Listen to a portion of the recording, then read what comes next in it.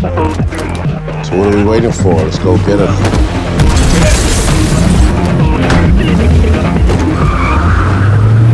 Welcome to Screen Recaps, and today we are going to be recapping the movie The Bastille Day. On the eve of Bastille Day in Paris, an American conman, Michael Mason, steals a woman's handbag with a teddy bear inside.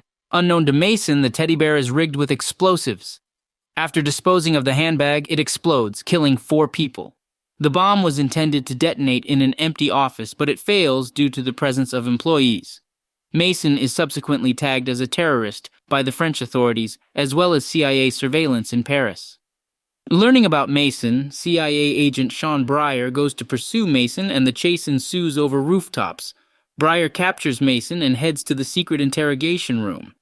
Mason explains that he didn't know that the bag he stole contained a bomb, and he got the information of the woman named Zoe through the call log of the phone, which was also in the bag with the teddy bear bomb. Meanwhile, Zoe, the woman from earlier, with the help of the man whom she knew as Gene, although we don't know his name at this point, blames herself for the deaths of the 4 people. The explosion was actually set up by the group of mercenaries led by Rafi Bernard, who told them to plant the bomb at the office.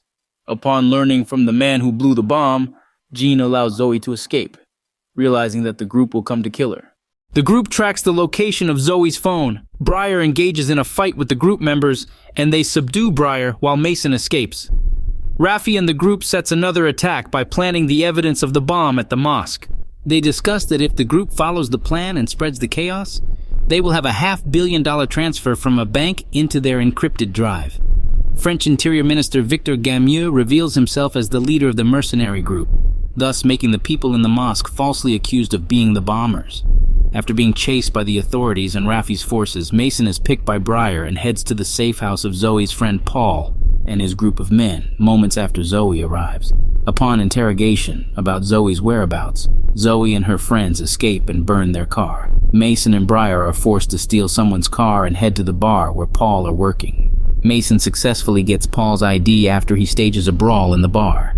The ID card contains Zoe's address. Mason and Breyer head to the apartment where Zoe lives. Upon entering the room, Zoe breaks out and takes Mason hostage by aiming her knife onto his neck. Breyer then interrogates Zoe where the bomb occurs next and asks who made that bomb. Zoe tells him that man she knew as Gene, who is having a relationship with her, and discloses his address. While the 3 heading to Gene's, they are ambushed by Rafi and his henchmen, but manage to escape.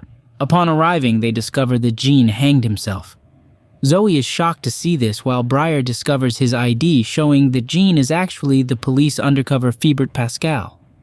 Breyer then calls his fellow CIA officer Karen Dacre, telling her that someone set up the riots in the city and she sends someone to pick the 3 up.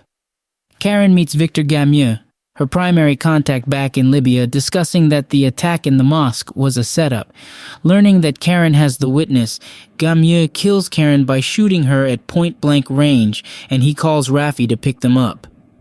As they are picked up, Zoe realizes that one of the 2 inside the van is one of Rafi's henchmen.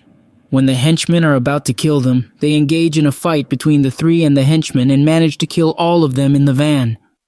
Meanwhile, Rafi's forces are planning to attack the bank. Mason, Breyer, and Zoe head to the bank.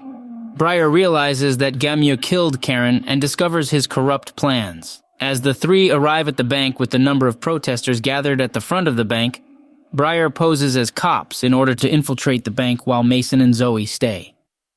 Inside the vault, Rafi makes a transfer of $500 million into the hard drive. Breyer exchanges gunfire with the henchmen. When Mason and Zoe realize that Breyer is being overwhelmed, they get out of the van and run through the policemen along with the protesters, making Breyer infiltrate the vault. At the vault, Breyer engages in a gunfight with Rafi and the henchmen, killing the henchmen, but Rafi manages to escape. Learning that his men are overwhelmed, Gamieux calls Rafi to abort the transfer, but he refuses, and Gamieux will not help him anymore, and Rafi threatens to take down with him for the attack that they made if Rafi apprehends.